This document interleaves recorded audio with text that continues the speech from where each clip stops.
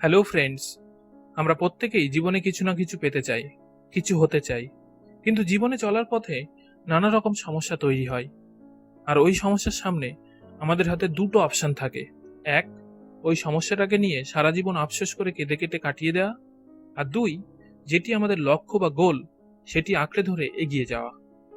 তবে বাস্তবে 90% মানুষ ফার্স্ট অপশনটা চুজ করে, আর বাকি 10% মানুষ যারা সেকেন্ড অপশন চুজ করে তার জীবনে খুবই সাকসেসফুল হয়।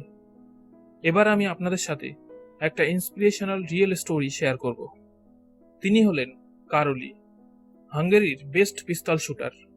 21শে জানুয়ারি 1910 সালে তিনি জন্মগ্রহণ করেন। 1938 সালের মধ্যে যতগুলি জাতীয় স্তরের খেলা হাঙ্গেরিতে হয়েছিল তিনি সবকটি জিতেছিলেন। আর সবাই এটা নিশ্চিত ছিল যে 1940 সালে যে অলিম্পিক হবে তাতে কারোলি গোল্ড মেডেল পাবে। আর উনি কয়েক বছর ধরে প্র্যাকটিস চালিয়ে যাচ্ছিলেন। ওনার একটাই স্বপ্ন ছিল, একটাই গোল ছিল, তার ডান হাতটি পৃথিবীর সবচেয়ে ভালো শুটিং হ্যান্ড বানানো। আর উনি তা বানিয়েও নিয়েছিলেন। মাত্র 2 বছরের গ্যাপ ছিল। 1938 সালে আর্মি ট্রেনিং ক্যাম্পে একটা অ্যাক্সিডেন্ট হলো। যে হাতে সে শুটিং করত সেই হাতেই হ্যান্ড গ্রেনেড বিস্ফোরণ হলো। তার ডান হাত চলে গেল। তার যে স্বপ্ন ছিল, লক্ষ্য ছিল, সব শেষ হয়ে গেল এক নিমেষেই। এরপর তার কাছে দুটো পথই খোলা ছিল। প্রথম, হাত যাওয়ার দুঃখে সারা জীবন কান্নাকাটি করা। আর দ্বিতীয়, তিনি যে গোল সেট করেছিলেন, যেটাতে ফোকাস করেছিলেন, সেটা ধরে রাখা ও সেই অনুযায়ী নতুন করে শুরু করা। তিনি দ্বিতীয় অপশনটি বেছে নিলেন। তার কাছে যেটা নেই সেটা নিয়ে না ভেবে তার কাছে যেটা আছে সেটাতে ফোকাস করলেন।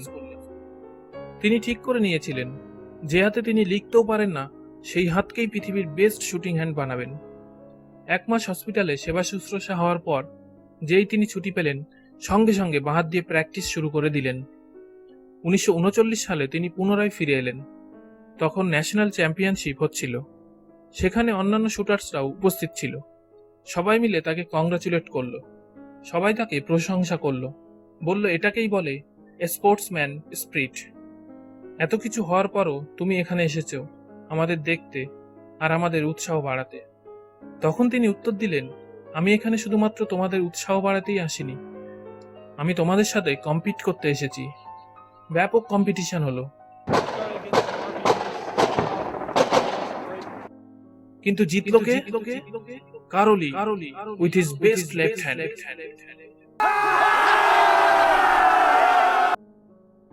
এখানেই তার লক্ষ্য শেষ হয়ে যায়নি। তিনি অলিম্পিকের জন্য ওয়েট করছিলেন, কিন্তু বিশ্বযুদ্ধের কারণে 1940-এর অলিম্পিক ক্যান্সেল হয়ে যায়। তার ভীষণই খারাপ লেগেছিল। তিনি ভাবছিলেন তার সাথে এসব কি হচ্ছে। তা সত্ত্বেও তিনি হার মানেননি। 1944-এর অলিম্পিকের জন্য প্রস্তুতি শুরু করে দিলেন। দুর্ভাগ্যবশত পুনরায় 1944-এর অলিম্পিকও ক্যান্সেল হয়ে গেল বিশ্বযুদ্ধের কারণে। এত কিছু হয়ে যাওয়ার পরও তিনি দ্বিতীয় অপশনটিকেই ধরে রাখলেন। তার লক্ষ্যে তিনি অটল থাকলেন। 1948-এর অলিম্পিক হলো। পৃথিবীর বড় বড় শুটার্স সেখানে এসেছিল, কিন্তু জিতলো কে? Karoly with his best left hand. 1952-তে আবার অলিম্পিক হলো। তিনি অংশগ্রহণ করলেন। পুনরায় ব্যাপক কম্পিটিশন হলো, কিন্তু জিতলো কে? Karoly with his best left hand. তো ফ্রেন্ডস, সেকেন্ড অপশনের এতটাই শক্তি, এতটাই ক্ষমতা, শুধু ওটা ধরে রাখুন আর আপনার গোলটিতে ফোকাস রাখুন। একদিন এমন হবে যেদিন আপনি আপনার লক্ষ্যে পৌঁছে যাবেন আর সারা দুনিয়া আপনার সাথে থাকবে। সব পরিস্থিতি তখন আপনার পক্ষেই থাকবে। ভিডিওটি ভালো লাগলে লাইক করুন, কমেন্ট করুন আপনার মতামত, সাপোর্ট করুন আমাদের চ্যানেলকে।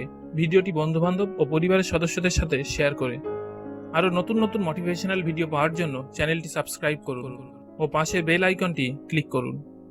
আর ফাইনালি, থ্যাঙ্কস ফর ওয়াচিং।